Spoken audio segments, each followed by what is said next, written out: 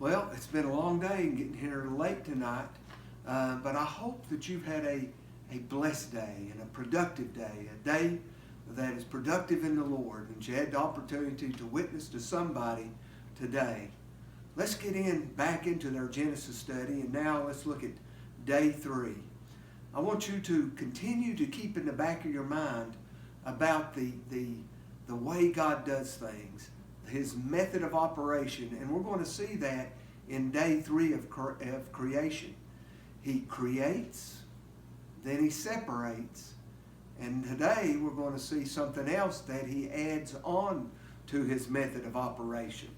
Let's read about it in Genesis chapter 1, verse 9 through verse 13. And God said, "Let the waters under the heaven be gathered into one place, and let the dry land appear," and it was so.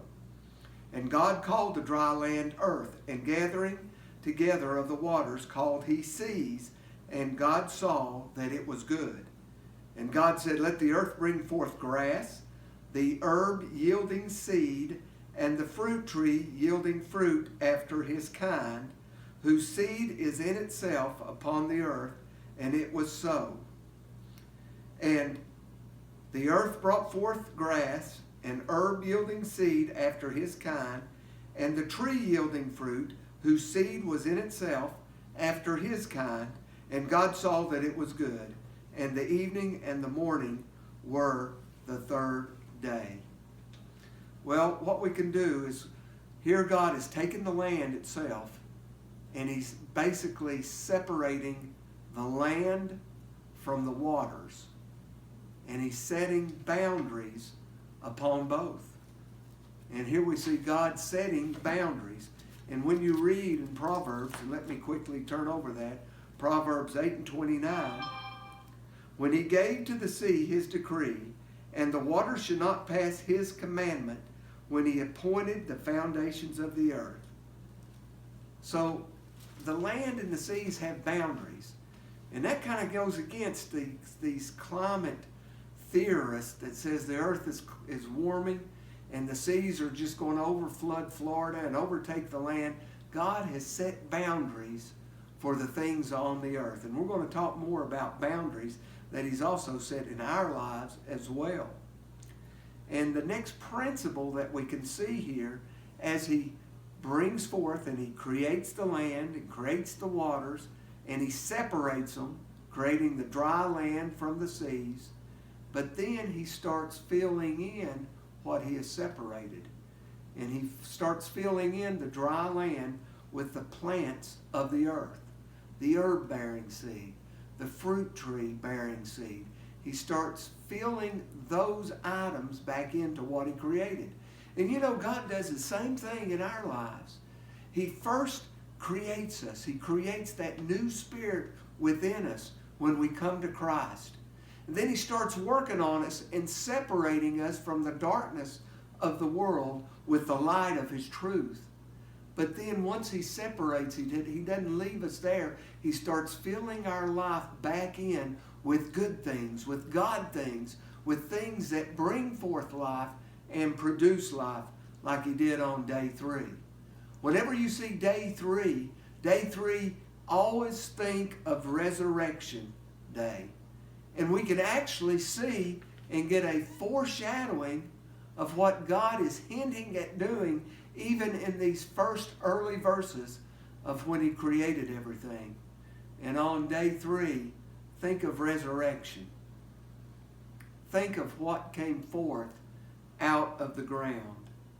And when Jesus came forth out of the ground, out came resurrected life itself. And what did the Lord bring on day 3 out of the dry ground, out of the earth? He brought forth life itself that would perpetuate on and continue on and to produce after its kind. So we can see even a hint of resurrection there. Let's look at this. It's the first introduction of seed. You know, and seed in the New Testament is plainly spoken of, I believe in Luke chapter 8, as being the Word of God. And when you look at a seed, everything in that seed has all the potential to become what it says it would be. And folks, the Word of God has all the potential to become what it says it would be in your life. And what is the Word looking for? It's looking for some ground to be planted in. And we are the dust of the earth. And when we hear the Word of God, it says the Spirit Himself is planting that Word with all that potential to be what it says it would be in this dirt, to come forth, to be brought forth. And as the Spirit of God waters the Word, so to say, then the life will come forth at the proper time. Let me tell you, God has planted some words in you. He's planted some words of prophecy, some words of blessing, some promises inside of you that if you will hold on to that and protect and stand on that word, God will bring forth what He said He would do. Herb yielding seed after its kind. I want you to look at that carefully. You know, when you look at the Word of God, He slips in some stuff that just sometimes you miss it when you overread it, when you just read it quickly through. And in verse 12, and the earth brought forth grass, and the herb yielding seed after not its kind, but His kind. That's an interesting way to say it. A seed after His kind. And a tree yielding fruit, whose seed is in itself after His kind. Think about it. After His kind. And He uses specific words. He uses herb-bearing seed. Well, that's what makes bread. And who is the bread of life? And fruit. Who is the first fruit? Jesus Christ. What He's saying is, I'm going to bring forth out of you some of His kind. Some of that manna-producing life. And fruit from that can bring forth other and be used as seeds into other people's lives, as also will nourish you as well.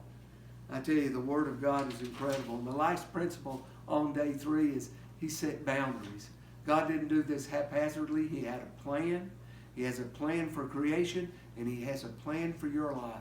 And just like in creation, when He's creating you, He set boundaries on creation. He set the seeds, or the seas, and said, you can only come this far. And let me tell you, He's got boundaries in our life that we can only go so far. But then once we go too far, we're leaving His protection. We're going out from under His hand. So folks, stay within the boundaries that God has set up within His Word. Follow His ways and hold on to the seed, the Word of God inside of your dust, your physical body, so it will bring forth that fruit in its due season.